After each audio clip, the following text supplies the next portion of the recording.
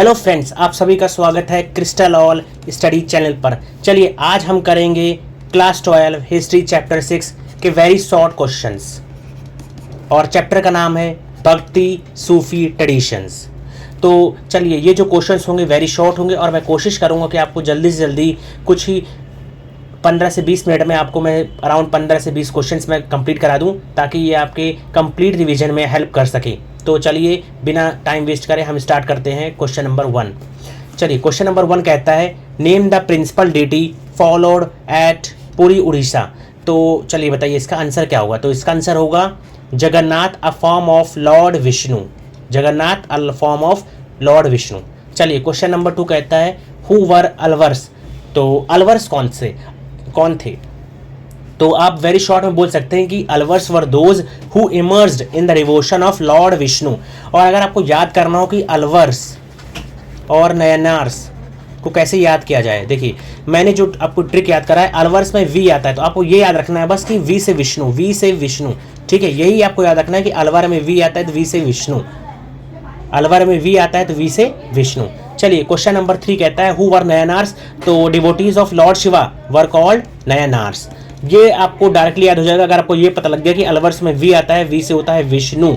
ये आप याद कर लीजिए, बाकी आपको नयनार्स अपने आप क्लियर हो जाएगा कि वो लॉर्ड ऑफ शिवा के फॉलोवर्स हैं। चलिए क्वेश्चन नंबर 4 कहता है name a composition written by Alvar. तो अलवर ने ऐसी कौन सी किताब लिखी थी, कंपोजिशन थी उनकी जो लिखी थी उनके द्वारा गए। तो इसका आंसर होगा नलायेरा दिव्य प्रदान दाम। ठीक है, थोड़ा बहुत प्रोनाउंसिएशन में प्रॉब्लम हो सकती है लेकिन यही है आंसर, नलाय्यारा दिव्य प्रदंदम। ठीक है, चलिए नेक्स्ट क्वेश्चन आता है। यहाँ पर ये बताइए कौन फिगर है, फेमस फिगर है, कौन से धर्म से, बताइए। चलिए नेक्स्ट क्वेश्चन आता है question number 5 name a women devotee each of Alvar and Nayanar. तो अलवर के फॉलोवर वुमेन फॉलोवर कौन थी, अंडल। ठीक है, एंड और नयनार के कौन थे, कराईकाल अय्यर। क्वेश्चन नंबर 6 आता है हु वर वैष्णवाइट्स। ठीक है, वैष्णवाइट्स नहीं, वीराशैव। Who were the Veerashaiva. तो the followers of Basavanna in Karnataka, ये एक साथ है, बसवना इन कर्नाटका वर कॉल्ड वीराशैव्स और लिंगायत, इनको लिंगायत भी कहा जाता है।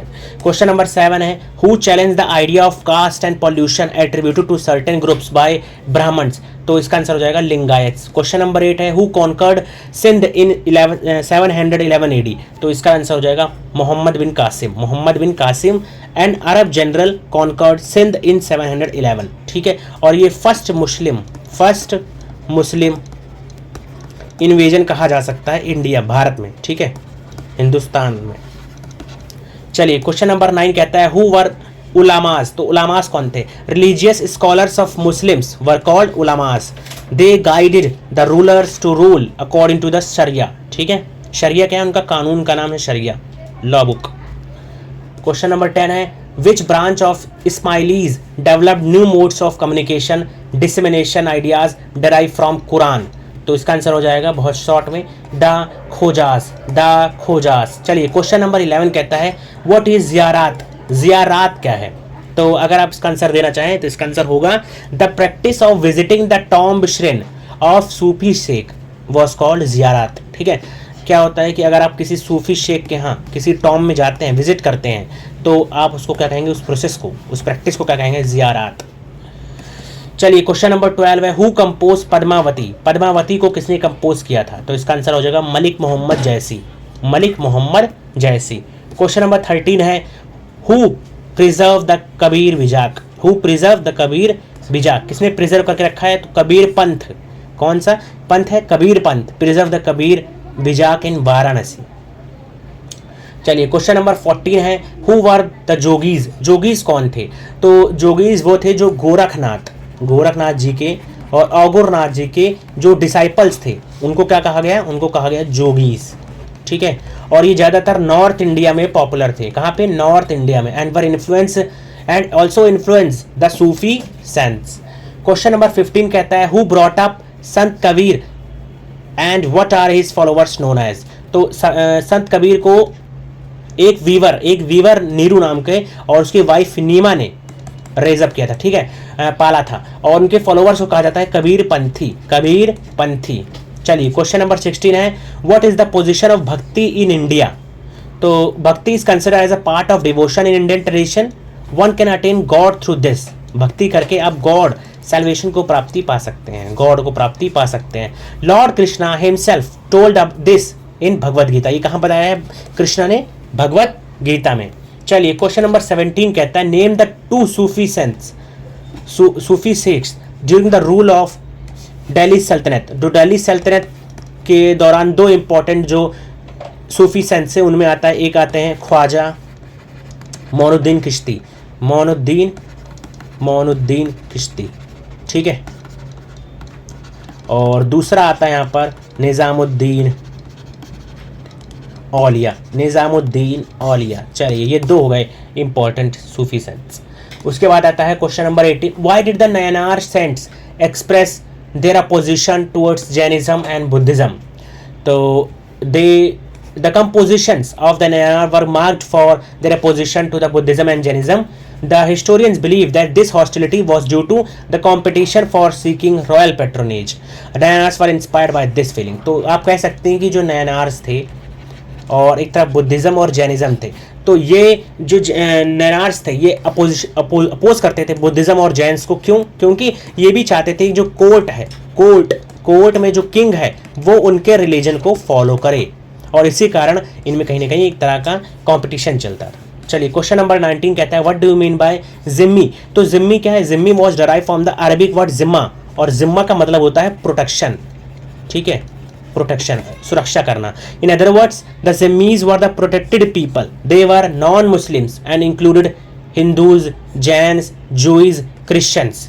दे lived under the Muslim rulership and paid a tax called जजिया। कौन सा टैक्स देते थे? जजिया। So they were entitled to protection by the Muslims.